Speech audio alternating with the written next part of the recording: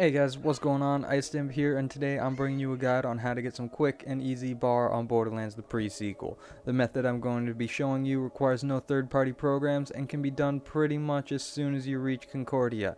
Now, I'm going to be showing you this with my low-leveled Enforcer, but it can be done on just about any character, provided you have not completed the boosted Rank 5 challenge.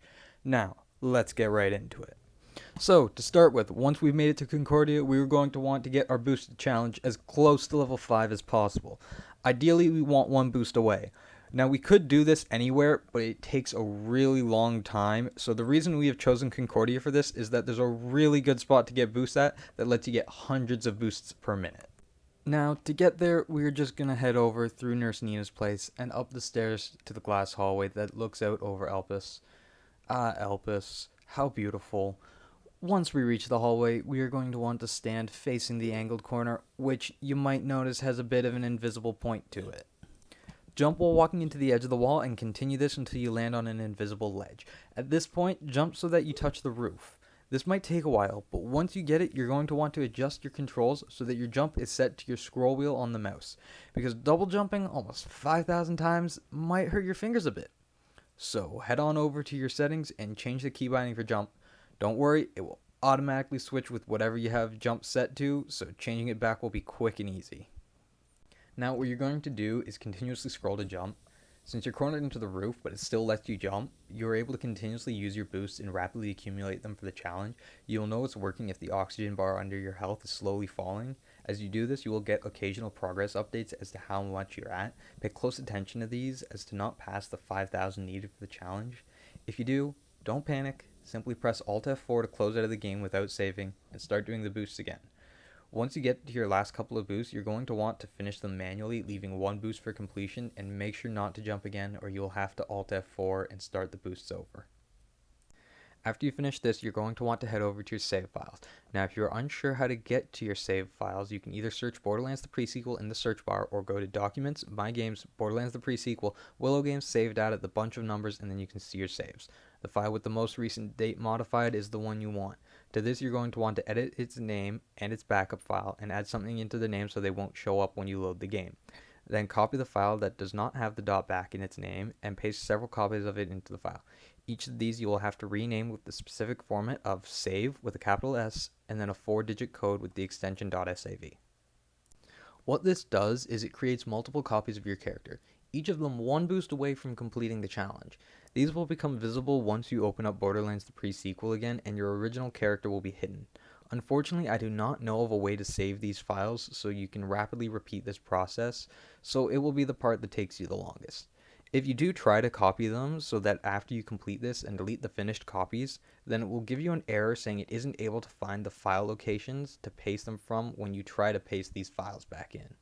Once you finish this part, you're going to want to open up Borderlands The Pre Sequel again and select your character.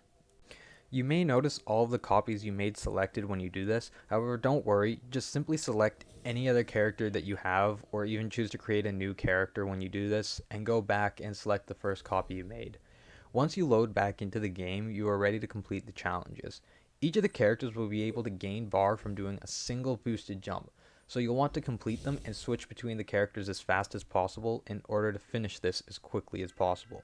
When doing this, depending on the character you chose for this, you may gain more bar than the challenge states.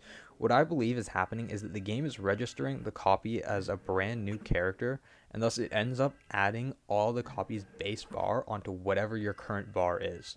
Whatever the reasoning is, it's a welcome side effect and may suggest that using a character with a high base bar is the best idea for this, seeing as it will maximize the gain that you get.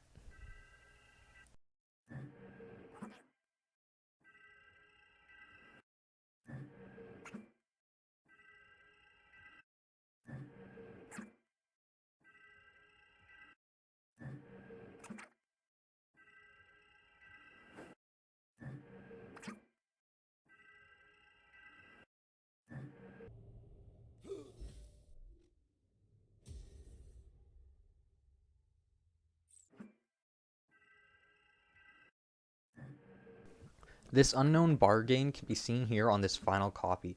You will notice that I start at 26,948 bar, and after completing the boosted challenge, the bar increases by more than 50. In fact, it goes up to 27,177. That's an increase of 229 bar from one copy. Imagine if you had been using a character that had like 5,000 bar. After you finish the challenge on all of the copies, you are going to want to return to your save files and delete all of the copies you made. Careful when you do this, because before you make your character visible again, you may want to load up the game again and make sure that the files did not reform due to backups. I've had this happen several times. If this does happen to you, however, I have found the easiest way to fix this problem is to load up another character so that your last played character is not a copy, and then go back and delete the files. Once you have loaded the game without the copies being backed up, you can either create more copies and repeat the process for more bar, or you can reactivate your character by removing what you had added from its name and its backup's name.